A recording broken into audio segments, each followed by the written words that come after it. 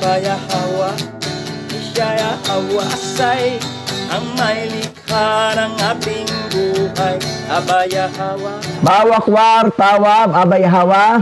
Bawakwar tawab Abaya Hawa. Kalhalal Abaya Hawa alhayam. Kalhalal Abaya Hawa alhayam. Bahasam masyayak hawasay. Bahasam masyayak hawasay. Bahasam raw kakadas. Bahasam raw kakadas. Kwam Yasharala Elda Oper Maharlika Philippines. Kwam Yasharala Elda Oper Maharlika Philippines. Tawada Abaya Hawa. Tawada Abaya Hawa. Yaman. Yaman. Kasunod, mayroon tayong ibang prayer naman.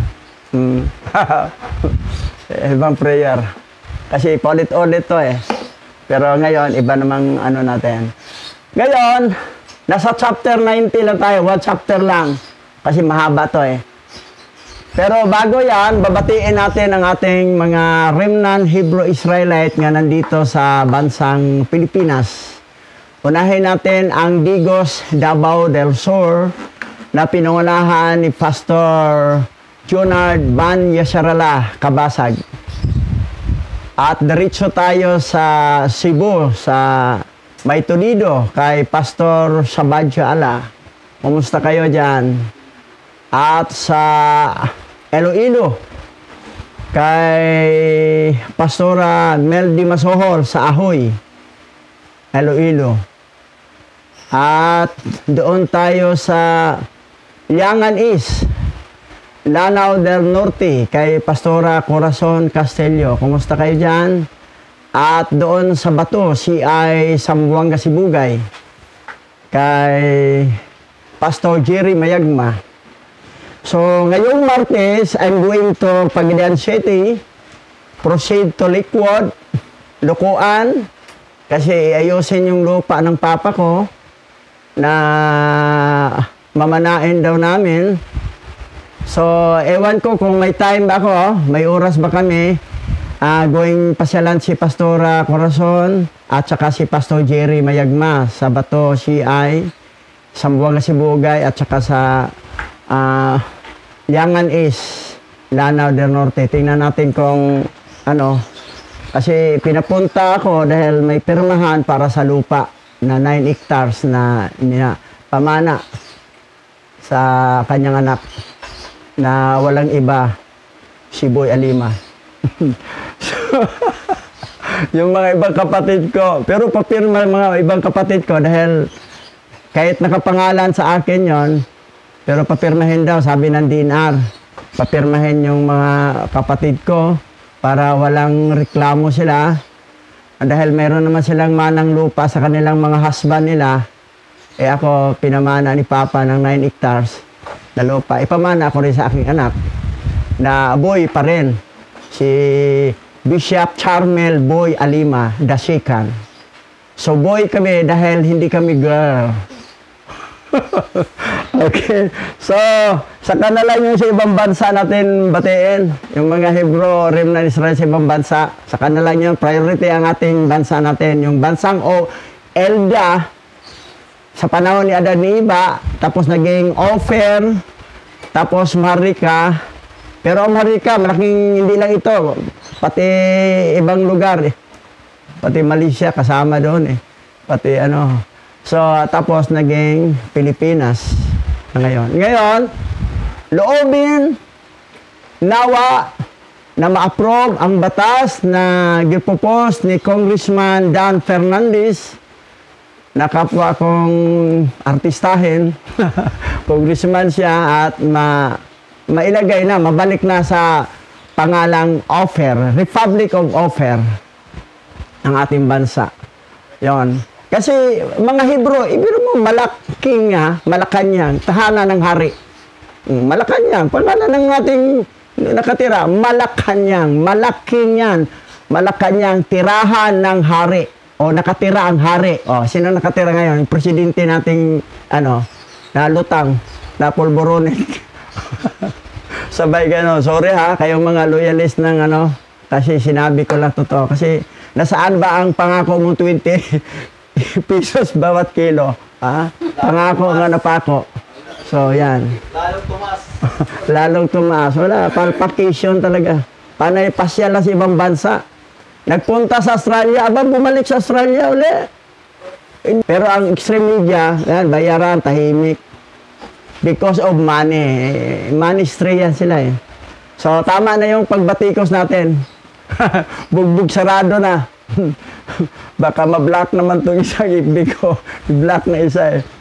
Dahil binabanatan. Tama, binablock. Silang mga mga vlogger na talaga, no? Binablock sila, ganun. Eh, ako nakatikim. Hindi na mabuksan ko isang FB account ko eh. Kahit anong So, ganun kalupit. Okay, diretso na tayo. So, chapter 90 tayo ngayon. Okay, basa. Ang unang aklat ni Enoch, Kabanata 90, verse 1 to 42.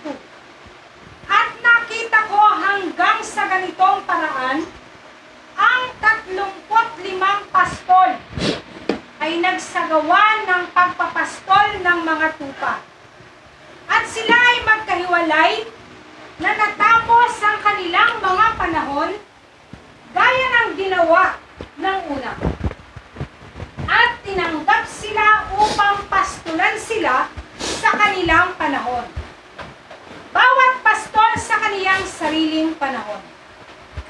At pagkatapos niyaon, ay nakita ko sa aking pangitain ang lahat ng mga ibon sa langit na dumarating. Ang mga agila, ang mga buwetre, ang mga saranggola, ang mga uwak, ngunit pinangunahan ng mga agila ang lahat ng mga ibon. At sinimulan nilang lamunin ang mga tupang iyon. At dumilat ang kanilang mga mata at lamunin ang kanilang mga laman.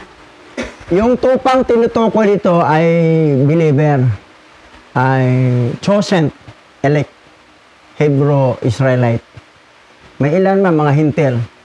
Ang mga ibon, agila, yan, ang mga kalaban yan. Mga yan, mga serpent shade, mga anak ng mga fallen angel. Ito yung pangitain ni Enoch, ha? Pero mas, panahon pa ni Enoch, ha, pangitain. Pero hanggang ending ito. Ang pangitain niya hanggang pagtapos ng mundo. Hanggang pagbaba ng yung heaven, yung earth. Oo. Tuloy. At ang mga tupa ay sumigaw, sapagkat ang kanilang laman ay nilalamon ng mga ibon. At tungkol sa akin ay tumingin ako, at tinaghoy sa aking pagtulog ang pastol na yaon na nagpapastol ng mga tupa. At aking nakita hanggang sa ang mga tupang yaon ay lamunin ng mga aso at ng mga agila at ng mga saranggola, at sila'y walang iniwang laman o balat ulitin man sa kanila, hanggang ang kanilang mga buto lamang ang tumayo roon. At ang kanilang mga buto ay nangahulog din sa lupa, at ang mga tupa ay naging kakaunti. At nakita ko hanggang ang 23 ay nagsagawa ng pastulan at natapos sa kanilang ilang mga panahon ng 58 beses. Ngunit masdan, ang mga kordero ay dinadala ng mga puting tupang iyon, at sinimulan nilang idilat ang kanilang mga mata at makakita at umiyak sa mga tupa. So, persecution talaga sa bansang Israel. Actually, 3 tribe lang natira dito eh. Kasi yung scatter na yung 10 tribe eh. 3 yung Benjamin, Levi at saka Judah. Sila yung tinutukoy ditong halos konti na lang natira nila. Pinapapatay talaga sila. May kasalanan kasi. Mamaya makita yung kasalanan nila. Tuloy. Oo, sila ay sumigaw sa kanila. Ngunit hindi nila pinakinggan ang kanilang sinabi sa kanila. ngunit labis na bingi, at ang kanilang mga mata ay labis na nabulag. At nakita ko sa pangitain kung paano lumipad ang mga uwak sa mga tupang iyon. At kinuha ang isa sa mga tupang iyon at pinagputol-putol ang mga tupa at nilamon sila. At nakita ko hanggang sa tumubo ang mga sungay sa mga tupang iyon. At ibinaba ng mga uwak ang kanilang mga sungay. At nakita ko hanggang sa sumibol ang isang malaking sungay ng isa sa mga tupang iyon. At nabuksan ang kanilang mga mata. At tumingin ito sa kanila at nadilat ang kanilang mga mata. At sumigaw ito sa mga tupa at nakita ito ng mga lalaking tupa at lahat ay tumakbo roon. Yung tupang isang sumibol na sungay at si ay Hawa siya yon. Si Hawa na katawang tao para ma-rescue tong mga pasaway na mga Hebrew Israelite. Mga pasaway talaga eh. Kasi sabi ko nga, di na natin gayahin ating mga ninuno. Ginawa na nila, tapos gayahin pa rin natin. Di pare-pareho lang tayong mga pasaway. Okay.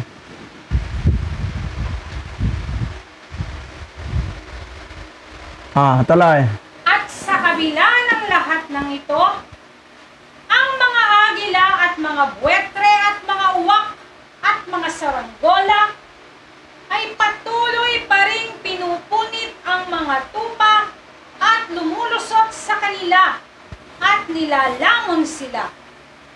Gayunpaman, ang mga tupa ay nanatiling tahimik.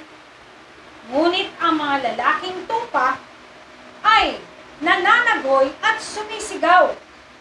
Ang mga uwak na iyon ay nakipaglaban dito at naghangad na ibaba ang sungay nito. Ngunit wala silang kapangyarihan dito.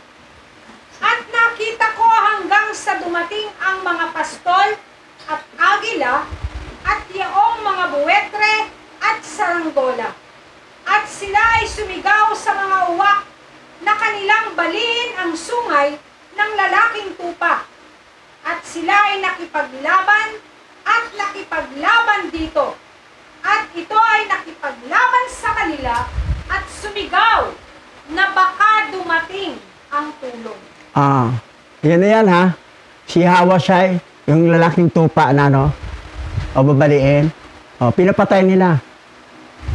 Ang mga Hebrew Israelite ng mga tribe of Judah ay nagsanib sila sa kalaban. Itong mga ibon, babaliin itong tupa. Ito yung matinding kasalanan ginawa nila. Mga pasaway nga eh. Ito. Ngayon nangyari, hinayaan tuloy nilusob sila. Noong 70 AD na.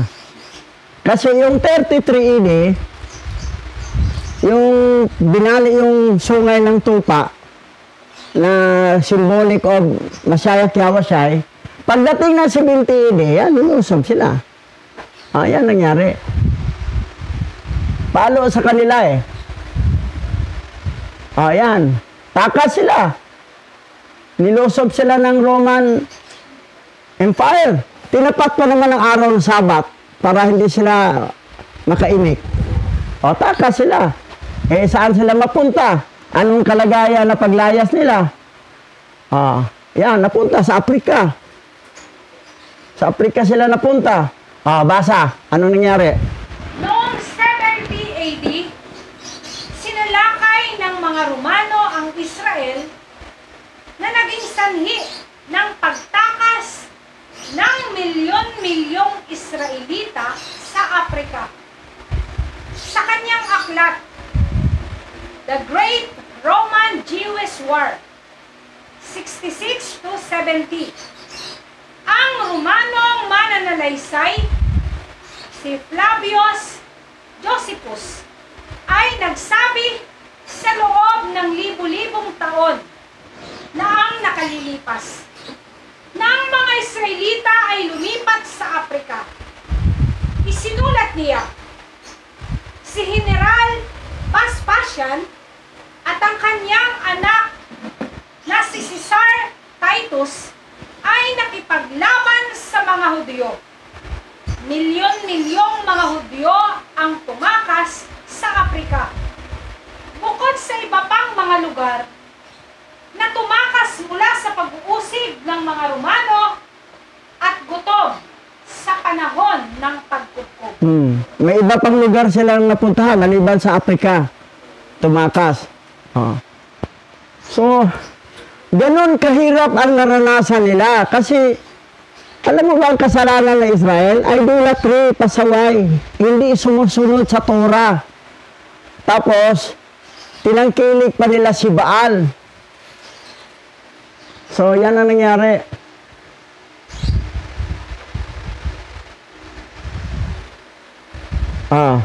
Saan sila? Hebrew from different part of Africa. Yan. Ikakulay kasi nila yung mga Afrikano eh. Yan, mga bata Hebrew from different part of Africa. Parang kamukha ni si Noel. Yan. Ngayon, binibinta sila. Yung transatlantic slave trade. Binibinta sila ang mga Hebrew Israelite, doon sila napunta, binibinta sila, itong mga European,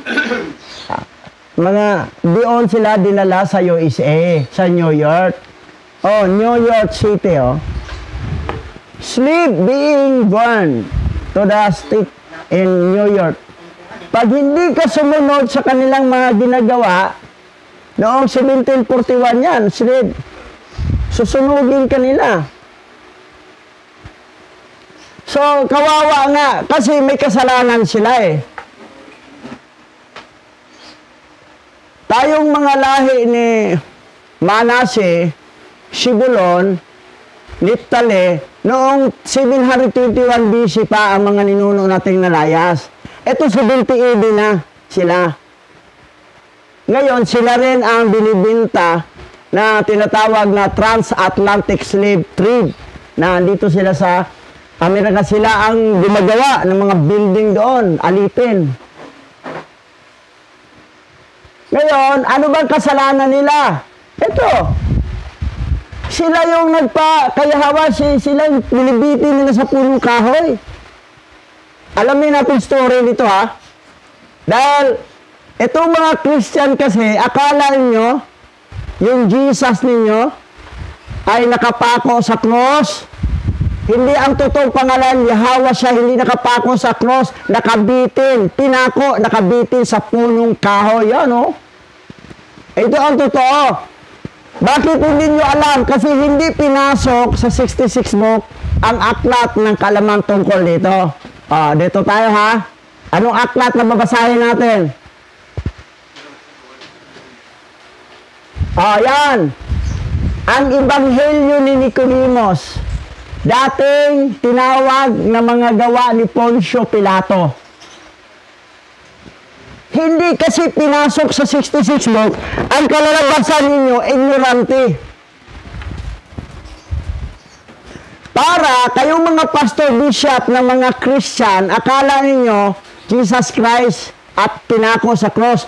Malaking kasinungaling. In other words, fake news po yun. Fake news. Very big fake news. Pag mabasa ninyo to, malalaman nyo ang truth. Okay, basa. Ang Ebanghelyo ni Nicodemus, dating tinatawag ng mga gawa ni Poncio Pilato. Kabanata 4. Nang magkagayoy, iniwan ni Pilato si Yahweh sa bulwagan at lumabas. Pinuntahan ang mga Hudyo at sinabi, wala akong nasumpukang anumang kasalanan kay Yahweh. Sinabi sa kanya ng mga Hudyo, ngunit nagsabi si Yahweh sa kanila, maaaring gibain ko ang templo ng Alahayam at sa 3 araw ay itatayo ko itong Ito yung number 1 paratang ng mga Hudyo. Ito kaya lang ganun katinding parusa ng mga Hudyo, kasi sila ang nagpapatay sa Misaya o Masyayak. Sa Pali Hebrew word, Masyayak. Pero pag gamitin mo ang modern Hebrew, Mesyak. Ngayon, mismo si Pilato, agree yan sa gobernador yan ng Roma. Ayaw, sa wala ko nakita kasalanan, niyahawas siya niyan. Pero itong mga Hudyo, binigay talaga niya na may kasalanan yan. Dahil biro mo, sinabi niya, gibain ko ang templong ito, yung ginawa ni King Solomon, at itayo niya sa 3 araw. Ito, another explanation ha. Talata tayo, basa. Sinabi sa kanila ni Pilato, anong uri ng templo ang kaniyang sinasalita? Sinabi sa kaniya ng mga Hudyo, yaong itinayo ni Solomon ng 46 na taon. Sinabi niyang wawasakin niya at itatayo sa loob ng 3 araw. Sinabi muli sa kanila ni Pilato, ako ay walang nakitang kasalanan sa dugo ng taong iyon. Tinitingnan ba ninyo ito? Tingnan mo, dumipinsa pa si Pilato. Pero itong mga Hudyo, nakapwa ng mga Hudyo, Yahweh siya nakatawang tao si Yahweh. Si Yahweh siya, doon siya sa tribe of Judah. Hudyo rin si Yahweh siya ngayon, tuloy. Sinabi sa kaniya ng mga Hudyo, mapa sa amin at sa aming mga anak ang kaniyang dugo.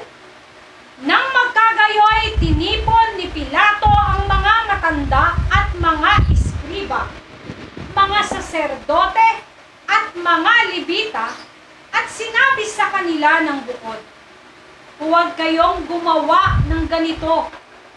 Wala akong nasumpungang anuman sa iyong pag-uusig laban sa kanya tungkol sa kanyang pagpapagaling sa mga may sakit at paglabag sa Sabat na karapat-dapat sa kamatayan.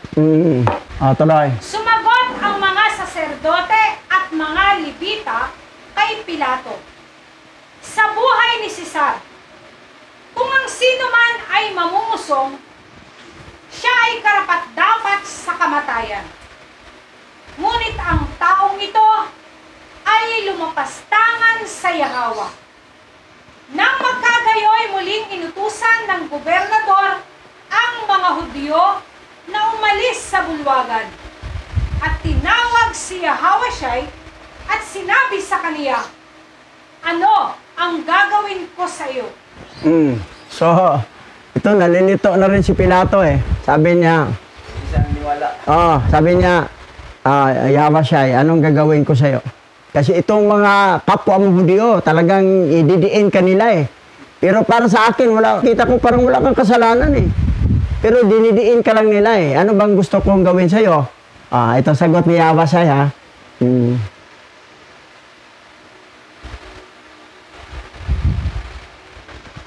Sinagot siya ni Yahweh, gawin mo ang ayon sa nasusulat. Sinabi sa kanya ni Pilato, paano ito nasusulat? Sinabi sa kanya ni Yahweh, si Moises at ang mga propeta ay nanghula tungkol sa aking pagdurusa at pagkabuhay na maguli. Nang marinig ito ng mga Hudyo ay nagalit at sinabi kay Pilato, ngayon, maririnig mo na ang pamungusong ng taong iyon. Yan. Binabantayan talagang error ni Yahweh, no? Pag sabi niya, gawin mo na sulat, sabi ni Moses sa mga propeta, na magdurusa ako at muling mabuhay. Sabi natin, namungusong na muling mabuhay. Itong mga Hudyo, pasaway talaga itong mga Hudyo. Kasi ginamit talaga sila ni Satanas. Yan ang ganun katindi ang palo nila.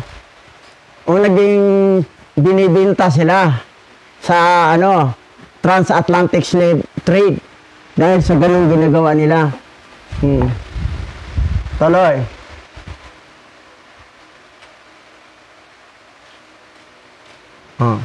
Sinabi sa kanila ni Pilato, kung ang mga salitang ito ay tila namumusong sa inyo, kunin ninyo siya. Dalhin ninyo siya sa inyong hukuman at hatulan ninyo siya ayon sa inyong kautusan. Sumagot ang mga Hudyo kay Pilato, sinasabi ng ating batas, siya ay obligadong tumanggap ng 30 hampas. Ngunit kung sa ganitong paraan ay naglapastangan siya laban sa Yahwa, siya ay babatuhin. Sinabi sa kanila ni Pilato, kung ang pananalita niya ay kalapastanganan, hatulan ninyo siya ayon sa inyong kautusan. Sinabi na ni Pilato, ang death penalty ang gagamitin, yung death penalty ng mga Hudyo, hindi death penalty ng Roma. Kasi ang death penalty ng Roma, ipako sa cross. Pero ang death penalty ng mga Hudyo, dalawang klase, babatuhin hanggang mamatay. Pangalawa, ibitin sa punong kahoy para mamatay. Yung karmal-dumal yung ibibitin sa punong kahoy. So, ang kamatayan ni Yahushai ay death penalty ng Israel, hindi death penalty ng Roma. Ang napako sa cross talaga, nabaliktad pa si Pedro. Kasi Roma na ang nagparusa kay Pedro eh. Pinako si Pedro sa cross, pero upside down. Patiwari oh. Pero si Yahushai hindi siya pinako sa cross kasi sabi ni Pilato, hatulan ninyo siya ayon sa inyong batas ng Israel. Hindi batas ng Roma. Kasi pagkawalan niya, wala ko nakita kasalanan ng tao na yan eh. Yung pagsabi lang para tinino, pamumusong. Sa Yahwa, hindi nila alam si Yahwa mismo yan eh, nagkatao, pamusong. Very kontrabida talaga. Talagang ginamit talaga ng gusto ng demonyo itong mga Hudyo. Ginamit talaga silang gusto. Tuloy. Sinabi ng mga Hudyo kay Pilato, iniuutos ng ating batas na huwag papatayin ang sinuman. Ninanais naming ibitin siya sa punong kahoy, sapagkat karapat dapat siyang mamatay na nakabitin sa punong kahoy.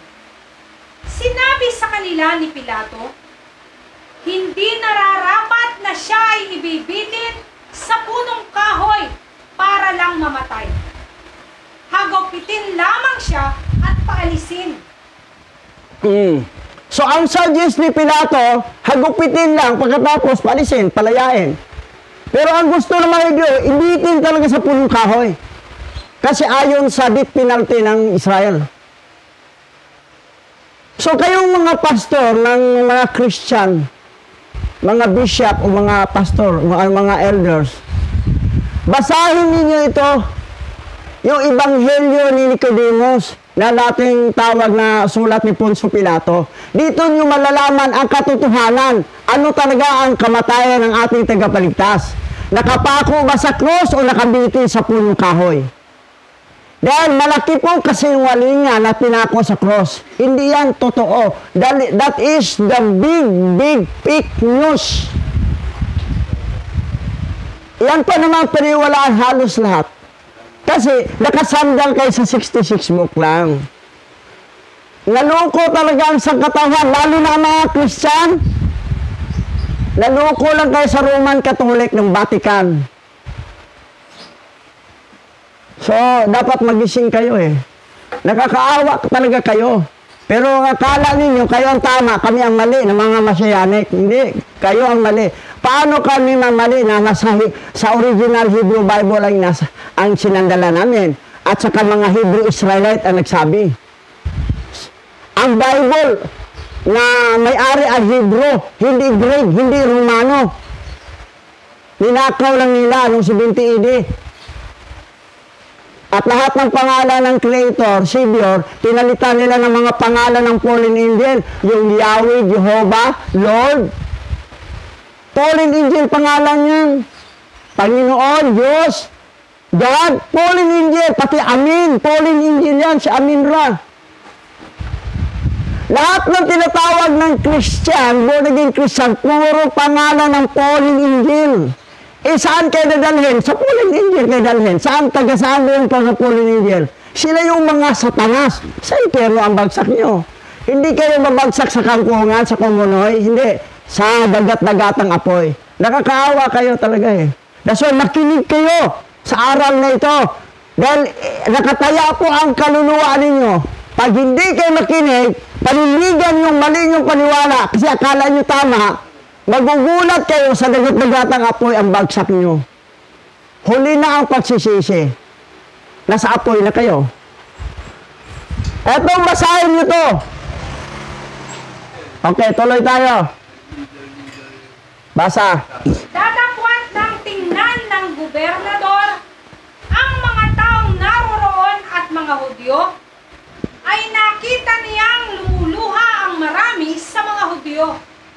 At sinabi sa mga punong saserdote ng mga Hudyo, hindi ninanais ng buong bayan ang kaniyang kamatayan. Sumagot ang matatanda ng mga Hudyo kay Pilato, kami at ang buong bayan ay nagsiparito sa layuning ito na siya'y mamatay. Sinabi ni Pilato sa kanila, bakit gusto ninyo na siya ay mamatay? At kanilang sinabi sa kaniya, sapagkat siya ay nagpapahayag na siya ay anak ni Alahayam at isang hari. Natanggap, no? Nagpahayag daw si Yahweh na siya ang anak ng Alahayam at siyang hari. Hindi tanggap ng mga Hudyo. Kasi Yahweh siya yan. Pero kung sabihin nyo, si Jesus Christ, ay hindi yan tanggap. Yan, mali talaga yan, yung Jesus Christ. Invented pangalan yun eh. Kailan lumutang ang little G, yung Jesus, little G. 1524 lang lumutang yung litrang letter G. Ngayon, yung panahon ni Yahweh siya 33 AD. Wala pang letter G. Yahweh siya ang pangalan niya. Tingnan mo, binaliktad ang story. Ang kontrabida, ginawang bida. Ang bida, ginawang kontrabida. Yun pa naman pinaluwalaan ng sangkatawan ng lahat ng Christian. Ang mga Islam, muntik rin naniwala eh. Si Isa yun, si Isa. Tapos bumamit na rin sila ng God. Kaya magdala ang Quran, wala namang word God doon. Diyos. Allah na yan. Mas tama pang Allah. Singular ng Alhayam. Yung mga imam din na hindi ito nag-research ng gusto, research nyo gusto. Huwag kayong sumang-ayon sa Christian na may God, may Lord. Si Isa. Hindi si Isa yan. Yahweh siya yan. Mag-iisa kayong error.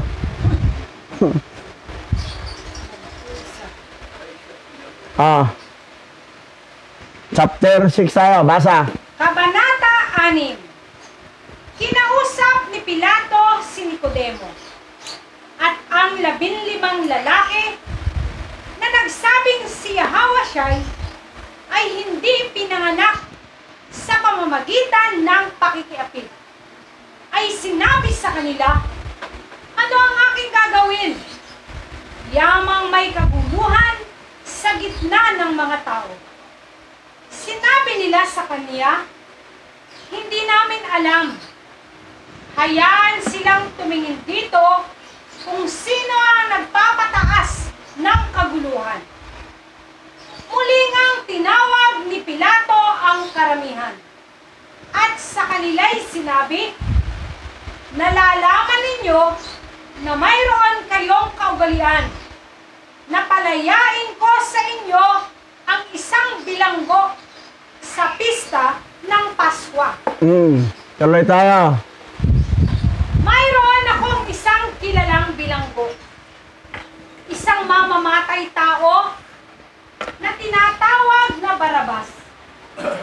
At si Yahawashai na tinatawag na Masyaya. At sa kaniya'y wala akong nasumpuhang anumang nararapat sa kamatayan. Alin nga sa kanila ang dapat kong palayain sa inyo? Silang lahat ay sumisigaw at nagsasabi, pawalan sa amin si Barabas. Sinabi ni Pilato sa kanila, ano nga ang gagawin ko kay Yahawashai na tinatawag na Masyaya? Sumasagot silang lahat, ibibitin siya sa punong kahoy. Kita nyo ha, nakasulat. Ibibitin sa punong kahoy, hindi ipako sa krus. Hindi nila ito pinasok sa Bible, 66. Yung Bible na kinanonize ng Vatican, canon. Kasi mabibisto ang kanilang fake news. Mabibisto. Yan ang nangyari. Ito naman mga pastor na kulang sa research. Okay na to. Dito pwede dagdagan, pwede buwasan. Ito lang talaga ang Bible. Wala talaga yung research. Tapos, nagbisi pa sa mga networking, ministry. Hindi nyo alam, kaluluwa po ang nakatayin nyo. Magugulat kayo sa dagat-dagatang apoy, kayo hantong. Hindi nyo ako masisi dahil sinabi ko na yan. Hindi mo sabihin na wala namang nagbalita sa amin. Wala, mayroong YouTube channel. Kami na nagbabalita. Kaya lang, dinidma lang ninyo, hindi lang nyo pinapansin. Yan. Kita nyo mga pastor? Manood kayo sa YouTube channel na ito. Subscribe din kayo. Like and comment. Mag-comment kayo. Sasagutin ko yan kahit anong comment nyo.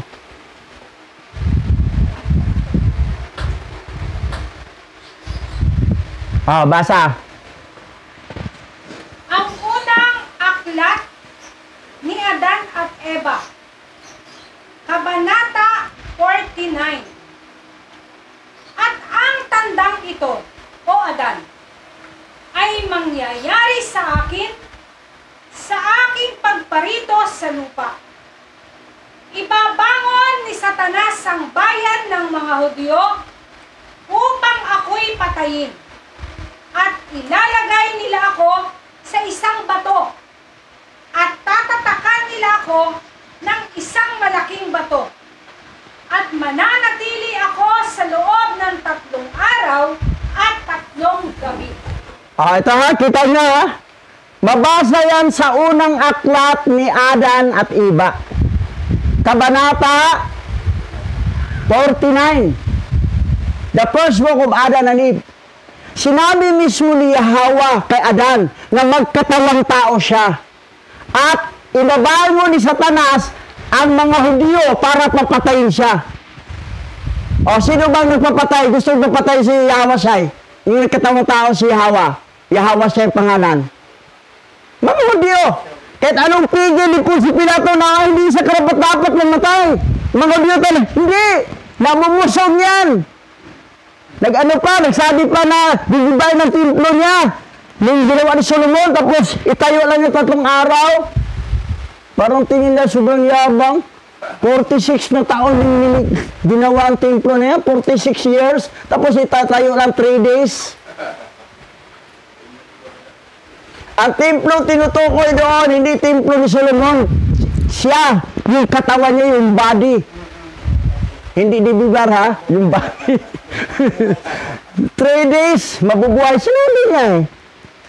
Doon, ilagay siya. Sino nagsabi dito? Si Yahweh mismo nagsabi kay Adan. Ibig sabihin si Yahweh siya si Yahweh, nagkatawang tao. Pero ito naman ibang Messianic, ay hindi. Si Yahweh siya galing sa high-ranking angel. Mali kayo, magbasa kayo dito. Isa pa rin kayong tulibagbag ang turo nyo. Dapat kayo, mapagalitan ko kayo eh. Si Yahweh, nagkatawang tao siya, si Yahweh Shai. Ano ba ibig sabihin ng Yahweh Shai? Yahweh ay salvation. Tagapagligtas. Kasi nagkatawang tao siya para mag-shed siya ng blood. Sabi niya, hindi blood ang kaligtasan, kundi pagsunod ng Torah. Mali. Isa pa rin palpak yung doktrina ninyo eh. Mali. Dugo niya nagbuo sa kaligtasan na bakit tayo sumunod sa Torah? Dahil bilang Hebrew Israelite, compulsory tayo sumunod sa Torah. Pero hindi yun ang cause of salvation. Ang cause of salvation, blood ni Yahweh, ng nagkatawang tao, Yahweh Shai. Yun ang sinabi niya kay Adam. Promise niya. Ang Torah kasi utos ng ni Yahweh yan para sa mga bansang Israelita. Na obligado tayong sumunod. Kasi pag hindi tayo sumunod sa Torah, hindi ibig sabihin hindi ka maligtas, kundi wala kang reward sa langit at palo abutin mo. Bugbog sarado ka sa palo ni Abba Yahweh. At wala kang reward, wala kang mamanain sa langit. Bangkita ka at sa parang. Kasi pasaway eh. Mamaya, madaanan natin mamaya.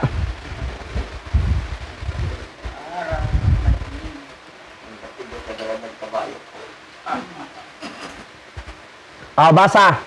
At nakita ko hanggang ang lalaking yaon na sumulat ng mga pangalan ng mga pastol at dinala sa harapan ni Yahweh ng mga tupa ay dumating at tinulungan ito at ipinakita ang lahat. Siya ay bumaba para sa tulong ng lalaking tupa. At aking nakita hanggang ang Yahweh ng mga tupa ay dumating sa kanila na may galit. At ang lahat na nakakita sa kanya ay tumakas. At silang lahat ay nangahulog sa kanyang lilim mula sa harapan ng kanyang mukha. Lahat ng mga agila at mga buwetre at mga uwak at mga saranggola ay nagpipisan. At dumating na kasama nila ang lahat ng mga tupa sa parang. Oo, silang lahat ay nagsama-sama at nagtulungan sa isa't isa na baliin ang sungay na yaon ng lalaking tupa. So, eto sa 15 at aking nakita hanggang ang Yahweh ng mga tupa ay dumating sa kanila na may galit. Sino ang darating? Sino na kung babalik? The second coming, Yahweh Shai. Pero sino si Yahweh yun? Nakita sa panitain ni Enoch si Yahweh. Yan! Para sa Battle of Armageddon. Ang sabi doon sa pagitain ni Enoch, si Yahweh darating na may galit. Eh, sinong dumating? Yung pangalan? Yahweh Shai. Kasi si Yahweh, siya naman si Yahweh. Gets nyo? Kayong mga pastores.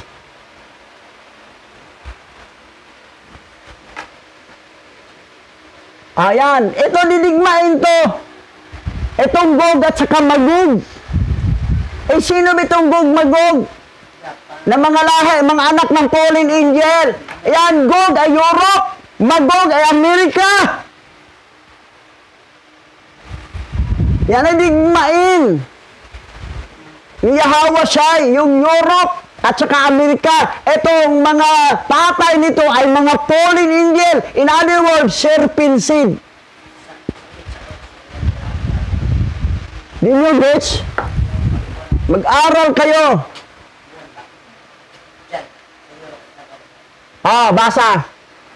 Pahayag chapter 19, verse 19 to 21.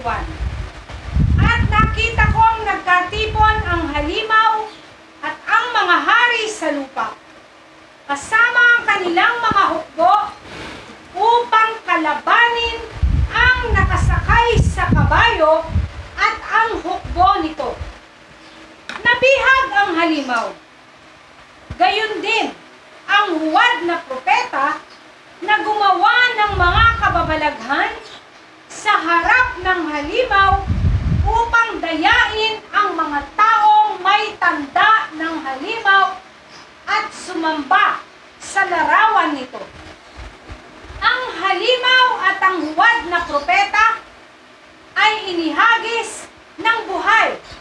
sa lawa ng apoy na nagliliyab sa asopre. Ang kanilang mga hukbo ay pinatay sa pamamagitan ng tabak na lumabas sa bibig ng nakasakay sa kabayo. Nabusog ng gusto ang mga ibon sa pagkain ng kanilang mga bangkay. Sino yung nakasakay sa kabayo? Si Hawa Shai. Si Hawa, dumating na may galit. Si Hawa Shai. Ngayon, nagtitipon ang mga hukbo ng hari sa lupa. At gusto nagmae na nakasakay sa kabayo. At kasama itong mga halimaw at saka mga bulaang mangangaral. Sino yung bulaang mangangaral? Yung pinangaral na si Jesus Christ, si Lord, si God, si Yahweh, si Jehovah. Yan ang mga bulaan. Kasi mga pangalan ng Pauline Angel yan eh. Kasi nakabase sa 66 book na Satanic Bible. Yan ang mga bulaang propeta. Hindi kami. Dahil original Bible ang ginamit namin. Totoong Biblia.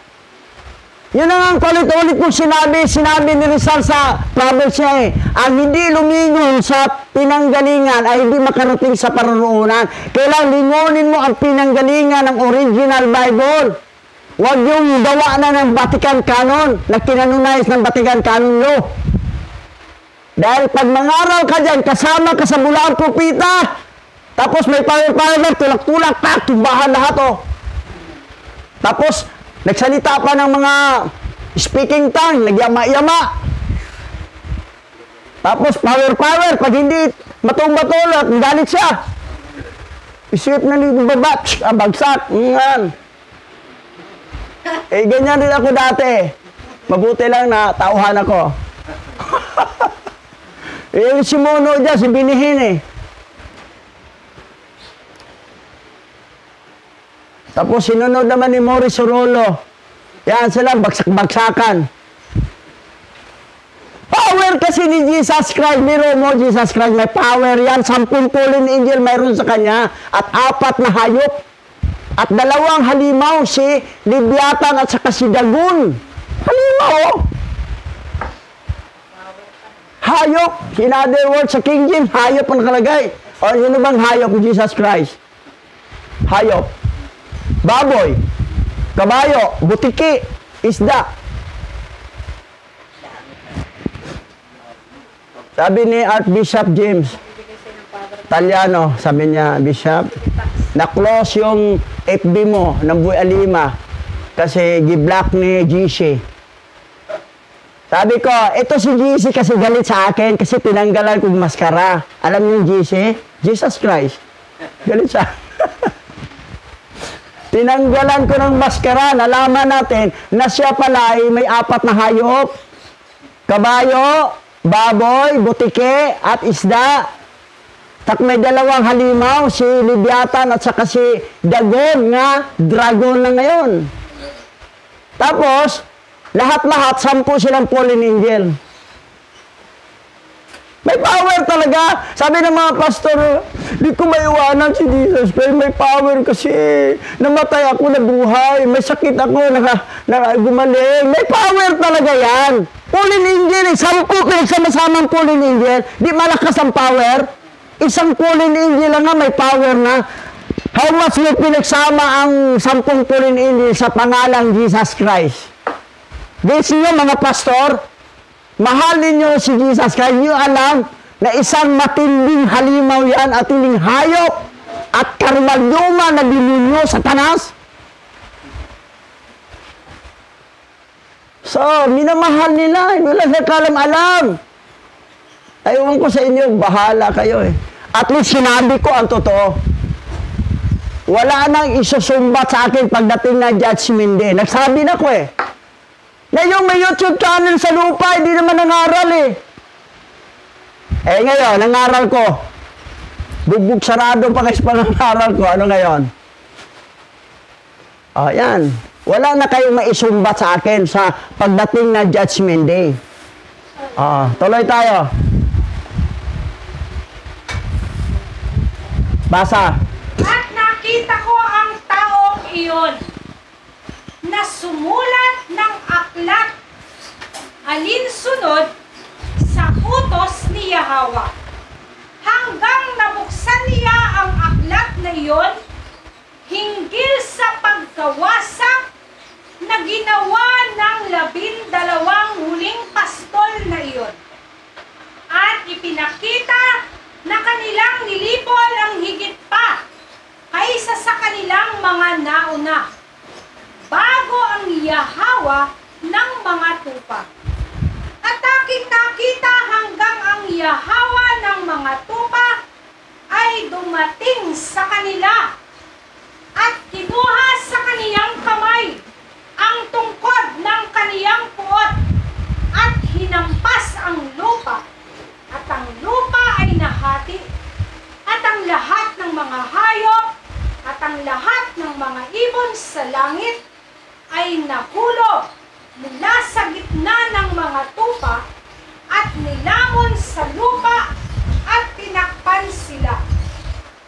At nakita ko hanggang ang isang malaking tabak ay ibinigay sa mga tupa, at ang mga tupa ay lumaban sa lahat ng mga hayop sa parang upang patayin sila.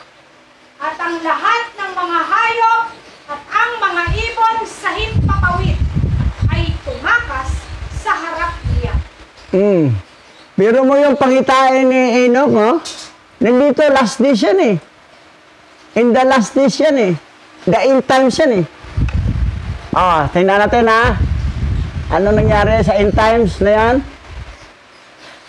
Ayan. Yahweh is coming.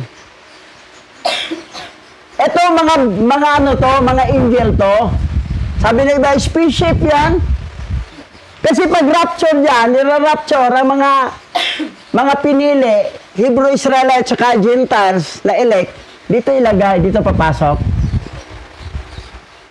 Pero sabi na, parang spaceship. Mga ilaw dyan, puro mga anghel yan, doon na sa lubungin natin si Yahweh kasama niyang mga anghel bababa para ingatan tayo doon sa taas.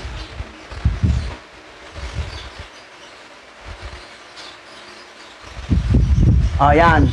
Yahweh siya,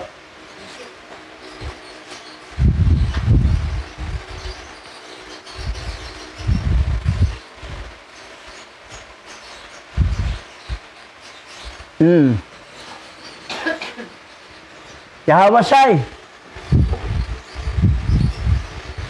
tingnan mo.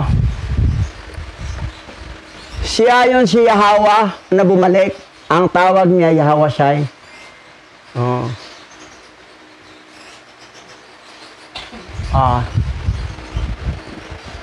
Bugbog sarado niya si Jesus Christ, Suka ng dugo. Sinipok ni Yahweh siya, kahap. Gamit-gamit kasi pangalan ko, kunwari, ako ang, pero Jesus Christ, satanas ka naman yan. Galit na galit siya, Yahweh siya, yan. Sugwak ang dugo, tingnan mo, kayong mga Christian na pastor, mga bishop, tingnan mo yung Jesus Christ niyo, bugbog sarado, suka na dugo, sinapak ni Yahweh siya,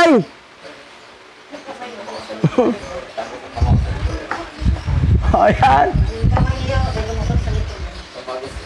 Yan, labas pang basa. At nakita ko hanggang sa isang trono ay naitayo sa maligayang lupain. At ang Yahweh ng mga tupa ay naupo doon. At ang iba ay kinuha ang mga selyadong aklat at binuksan ang mga aklat na iyon sa harap ni Yahweh ng mga tupa. At tinawag ni Yahweh ang mga lalaking iyon na 7 unang mapuputi at iniutos sa kanilang dalhin sa harap niya, simula sa unang bituin na nangunguna sa daan. Lahat ng mga bituin na ang mga sangkap sa loob ay gaya ng sa mga kabayo kanilang dinala silang lahat bago siya. At sinabi niya sa lalaking iyon na sumulat sa harapan niya bilang isa sa 7 mapuputi. At sinabi sa kanya, kunin mo ang 70 pastol na pinagkalooban ko ng mga tupa, at ang kumuha sa kanila sa kanilang sariling kapamahalaan ay pumatay ng higit kaysa sa akin na nag-utos sa kanila. Kita kayo mga pastor, ito 70 pastor to. Kayo mga pastor ng Christian. Kasi alam ko, may mga membro kayo dyan na elect. May mga membro na elect dyan na kayo ang nagpapastor. Ngayon, paparusahan kayo. Dahil hindi naman kayo elect din mga anak kayo ng mga fallen angel. Nagpapastor lang kayo. Kasi kung totoo kayong elect, maniniwala kayo. May mga pastor namang naniniwala Yung isa nga, pinasok ko sa GC natin lagi siya nagsubaybay. Sabi niya, salamat Bishop Pastor yan, katulad ng Babylonian. Pero nandiyan, nakaintindi. Pero ibang pastor, hindi. Pinaglaban talaga ng 66 book. Katulad ng kaibigan ni Pastor Buddy, pinaglaban ng 66 book. Wala talaga yun. Kawawa kang Rumel ka.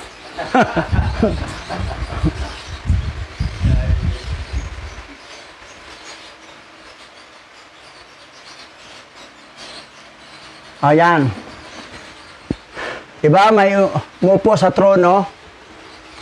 Itong trono nito, ito na yung bagong langit, bagong lupa. Si Yahweh. Basa. Ahayag chapter 20 verse 11 to 15. Pagkatapos nito'y nakita ko ang isang malaking tronong puti at ang nakaupo doon. Naglaho ang lupa't langit sa kaniyang harapan, at hindi na nakita pang muli. Nakita kong nakatayo sa harap ng trono ang mga namatay, maging dakila at hamak, at binuksan ang mga aklat. Binuksan ang isa pang aklat, ang aklat ng buhay. Hinatulan ang mga patay ayon sa kanilang ginawa, batay sa nakasulat sa mga aklat. Iniluwa ng dagat ang mga patay na naroroon.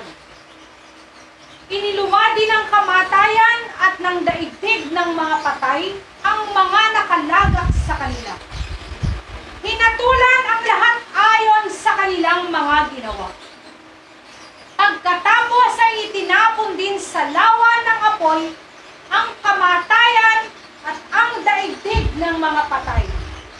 Ang lawa ng apoy ay ang pangalawang kamatayan.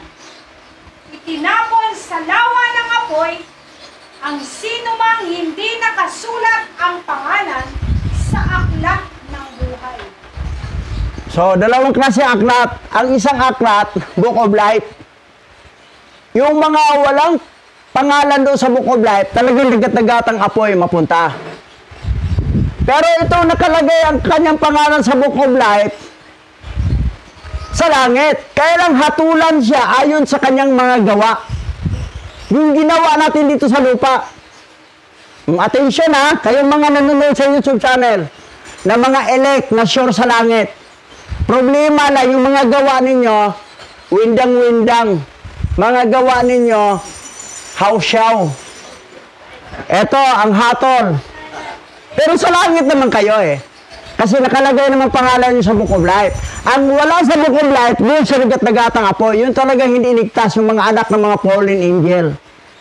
Pero yung anak ni Abba Yahweh before the foundation of the world, na dinaan lang kay Adam, Seth, at saka ni Shem, mga Shemite, ay nasa Book of Life. Kaya lang, binabase dito, buksan ang isa pang aklat at ang aklat na buhay, hinatulan. Ano sa aklat na buhay ito? Hinatulan mga patay ayon sa kanilang mga gawa, batay sa nasulat sa mga aklat. Lahat ng mga ginagawa kasi natin dito, nakasulat yan. Kung ano mga, ilang bang absin mo? Aba, rami ha. Ilan bang atin mo? Aba, mabibilang lang. Itong ginawa mo, yan, ito. So, bahala na si Aba Yahawa dyan. Ngayon, eto na ha. Harap na, nasa judgment din na to. Tuloy natin, basa. At masdan mo, lahat sila ay nakagapos, nakita ko. At silang lahat ay nakatayo sa harapan niya. At ang paghatol ay unang ginanap sa mga bituin. At sila ay hinatulan at napatunayang nagkasala. At nagtungo sa lugar ng paghatol. At sila ay tinapon sa isang kalaliman, na puno ng apoy at nagniningas at puno ng mga haligi ng apoy. At ang 70 pastol na iyon ay hinatulan at napatunayang nagkasala. At sila ay itinapon sa maapoy na kalaliman. At nakita ko sa oras na iyon kung paano nabuksan ang isang katulad na kalaliman sa gitna ng lupa na puno ng apoy. At dinala nila ang mga bulag na tupang iyon. At silang lahat ay hinatulan at napatunayang nagkasala at inihagis sa maapoy na kalaliman na ito. At sila ay nasunog. Ngayon, ang kalaliman na ito ay nasa kanan ng bahay na iyon. At nakita ko ang mga tupang iyon na nasusunog. At ang kailang mga buto ay nasusunog.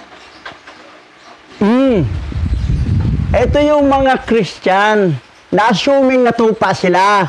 Tapos mga pastor, assuming na lingkod sila. Akala kasi nila, Jesus Christ, tama yun. Gano'n. Akala lang ninyo, assuming natupa kayo, saan ang bagsak nyo? Apoy. Apoy. Wala namang ang pangalan nyo sa Book of Life eh. Ang pangalan na wala sa Book of Life, apoy talaga, sa impyerno ang bagsak. Ang lahat ng nakasulat sa Book of Life ay sa langit. Kaya lang hatulan din sa gawa. May mana, ang iba walang mana. Walang mamanain. Kasi pasaway din. Kaya lang sa langit. Masaya naman daw sila. Marami naman daw silang mga pasaway. Bibo sila na. Bahala kayo. Sige ka. Sige ka. Yan. Tingnan mo mga fallen angel. Una, binagsak sila. Ito kasi pasimuno sa pasaway. Nagkaanak din sila. Ayan ang nangyari. Ngayon, sunod.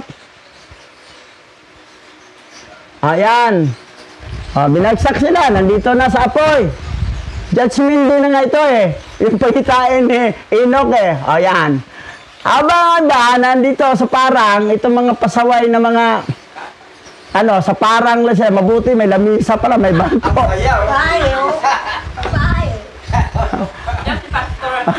Pero ang iba sa impyerno. Nasa impyerno.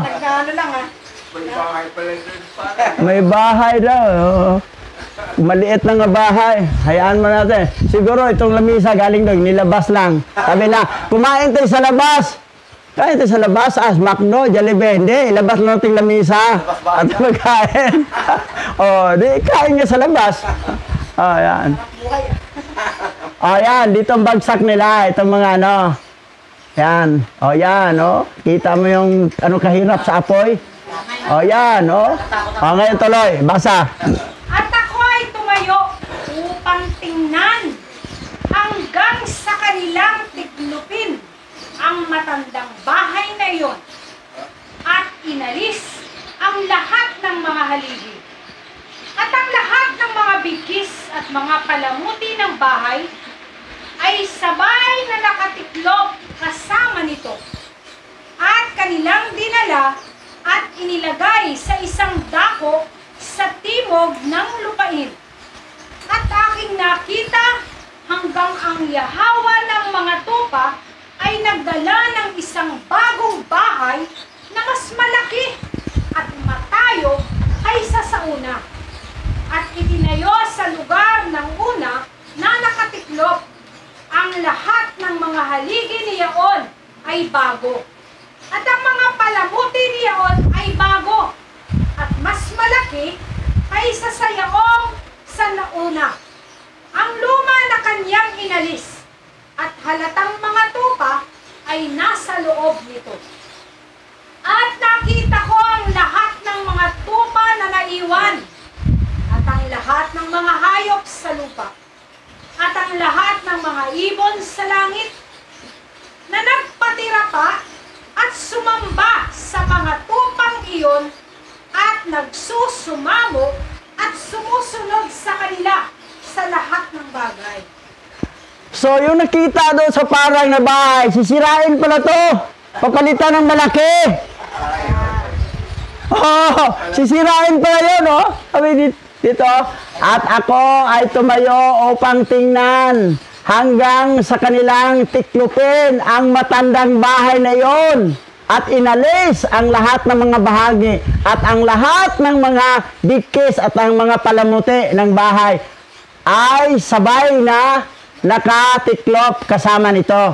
At kanilang dinala, inilagay sa isang dako ng timog lupain. At aking nakita hanggang ang yahawa ng mga tupa ay nagdala sa isang bagong bahay na mas malaki. Wala na yon. Yung inasahan ninyo sa parang, wala na yon.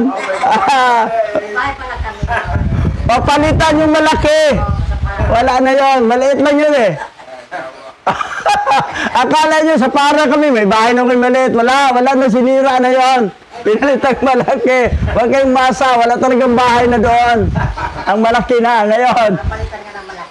Tuloy. At pagkatapos siyang tatlong nakadamit ng puti at humawak sa aking kamay na siyang umahon sa akin noon.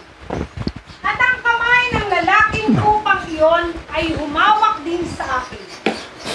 Itinaas nila ako at inilagay ako sa gitna ng mga tupang iyon. Sa harap, naganap ang paghapon. At ang mga tupang iyon ay pawang puti. At ang kanilang lana ay sagana at malinis. At lahat ng nalipol at nangalat at lahat ng mga hayop sa parang at lahat ng mga ibon sa himpapawid ay nagtipon sa bahay na yaon. At ang yahawa ng mga tupa ay nagalak na may malaking kagalakan sapagkat silang lahat ay mabuti at nagsibalik sa kaniyang bahay. Lahat ng tupa pinapunta sa bahay na malaki, na maganda, para makita nila. Lahat pero ang tanong, lahat ba makatanggap? Tingnan natin. Tingnan natin, lahat ba makatanggap? Tingnan lang nyo, maglaway lang kayo doon. Basa. At aking nakita hanggang sa kanilang ilapag ang tabak na ibinigay sa mga tupa. At kanilang ibinalik sa bahay. At ito ay natatakan sa harap ng presensya ni Yahweh. At ang lahat ng mga tupa ay inanyayahan sa bahay na iyon. Ngunit sa ibang tupa ay hindi ito ipinagkaloob sa kanila. Yan. Tuloy ba? At nabuksan ang mga mata nilang lahat. At nakita nila ang mabuti. At walang isa sa kanila ang hindi nakakita. At nakita ko ang bahay na iyon ay malaki at malawak at napakaganda. At nakita ko toro na may malalaking sungay at lahat ng mga hayop sa parang at lahat ng mga ibon sa himpapawid ay natakot sa kanya at nagsusumamo sa kanya sa lahat ng oras. Pansinin mo anong klaseng bahay to ha? Sa New Heaven, New Earth na to ha? At nakita ko ang bahay na iyon ay malaki at malawak at napakaganda. Kaya lang ang problema dito ha? Ito. At ang lahat ng mga tupa ay iniyahan sa bahay. Lahat, iniyahan. Na yaon. Ngunit ang ibang tupa ay hindi ito pinagkalooban sa kanila. Sorry, yung mga pasaway. Wala kayong mamanaing bahay doon. Walang mansion na matanggap nyo. Pero pinapasok kayo. Tingnan lang ninyo. Yung ganda pala. Para ma-realize. Kaya lang sabi niya hindi ka pwede. Kasi doon sa lupa, pasaway ka eh. Para ma-realize nila yung ano. Oh, doon na magsisi. Kaya pala may pagsisisi. Dahil minsan, pinapasok at nakikita nila doon, napakaganda pala. Kasi yung maliit na bahay, sinira na yun eh. Yung lamisa na nilagay sa labas, napag wala na yun. Pinalitag maganda. Ngayon, sino yung tapat? Yan ang makatanggap. Yung mga ibang tupa na mga ligtas, ang tupa kasi sign of believer, seed yun eh. Kung hindi pa makita, walang realization. Oh, yun. Walang napakaganda eh. Tuloy natin ha. Mga Christian na hindi umalis yan sa ano. Sa ano, sa pagiging Christian. Yan. Ano to? Mansion and heavenly home. Ganan. Kaganda ha. Ang pinalit. Ito pa. Basa. John chapter 14, verse 1 to 3. Huwag kayong mabalisa. Manalig kayo sa alahayam at manalig din kayo sa akin. Sa bahay ng aking ama ay maraming silid. Kung hindi gayon, sinabi ko na sana sa inyo at paroroon ako upang ipaghanda ko kayo ng matitirhan. Kapag naroroon na ako upang ipaghanda ko kayo ng matitirhan, babalik ako at isasama kayo sa kinaroroonan. Pero sa English ha, ano nakalagay? Let not your heart be troubled. Ye believe in Alahayam, believe also in me. In my Father's house are many mansion. Mansion ha? Silid lang naglagay sa ano eh. Maraming silid na sa Tagalog. Mansion. Ngayon, tingnan natin mga mansion ha. Ate, tuloy pa. Sige. 2 Corinthians chapter 5 verse 10. Sapagkat lahat tayo'y haharap sa hukuman ni Yahweh Shai at tatanggap ng nararapat ayon sa ating mga gawang mabuti o masama nang tayo'y nabubuhay pa sa daigdig na ito. Anong binabasihan? Yung nabubuhay tayo sa daigdig, yung ginawa natin kabutihan at kasamaan. Hahatulan tayo. Anong hatol? No mansion ka. Wala kang mansion. Tingnan mo lang to, pero hindi ka pagkalooban. Yan. Napakaganda, di ba? Sinabi ang bahay. Ngayon, ang service, 2 kabayo. Si tatay kaya ito? Sino kaya ang si tatay? Actually, sa third heaven, may diwa pa naman tayo doon eh. Alam natin kung sinong doon na sa New Heaven o Earth. Kalimutan na lahat ang nakaraan. Pero dito sa third, tandaan nyo si Lazaro at saka mayaman ha. Si Lazaro nasa third heaven. Kasama si Abraham. Siyang mayaman nasa second heaven. Di ba sabi, Amang Abraham, habag po kayo sa akin, utusan mo si Lazaro na isawsaw ang dulo na kanyang daliri sa tubig upang palamigin ang lilak sapagkat naghirap ako sa apo nito. Pero pareho pa tayong dalawa. Mayroon pang alaala eh. Pag nasa second heaven, ano yun? Hades yan. Third heaven, yun ang paradise. Pero pagdating na yung New Heaven, New Earth, wala na, forget everything na. Hindi mo na malaala lahat. Bagong pag-iisip na. So, yung mga namatay ngayon sa third heaven, alaala pa nila. Ang nangyari? Ngayon, kung nandito, sina nito, sa third heaven pa ito, ang alaala. Oh, bye-bye, mga pasaway kasi kayo. Bye-bye, bye-bye. Oh. O kasi tatay yata to eh. Nagbabay-babay to. Sino kayang binabayan niya? Babayan niya. Realization pa pala to, no? Ayan. Ang sarap. Sa paran. Wala kang, sisilong ka dito. Wala nang bahay, oh. Sisilong ka dito pag mag-ulan. Aray. Sabi naman ni Vice President, sige, ayaw ko sa parang, ayaw ko kasi baka may lamok doon, baka gagatin ka na, ano tayo, may process tayo doon. Sabi niya, yan. Pero mo, ang bahay nakita, napakaganda. Tapos naman dito, wala kang bahay, dito ka lang titira. Inisipin mo yan, ha? Sa parang yan, ha? Basa. At nakita ko hanggang sa lahat ng kanilang mga salinlahi ay nagbago. At silang lahat ay naging mga puting toro. At ang una sa kanila ay naging isang kordero. At ang korderong iyon ay naging isang malaking hayop at may malalaking itim na sungay sa ulo nito.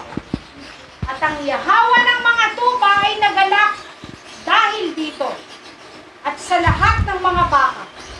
At ako'y natulog sa gila. At ako'y nagising at nakita ko ang lahat. Ito ang pangitain na aking nakita habang ako'y natutulog. At ako ay nagising at pinupuri ko ang yahawa ng katuwiran at nagbigay sa kaniya ng kaluwalhatian.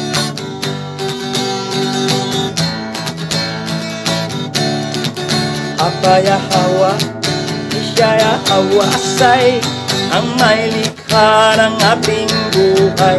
Abaya Hawa,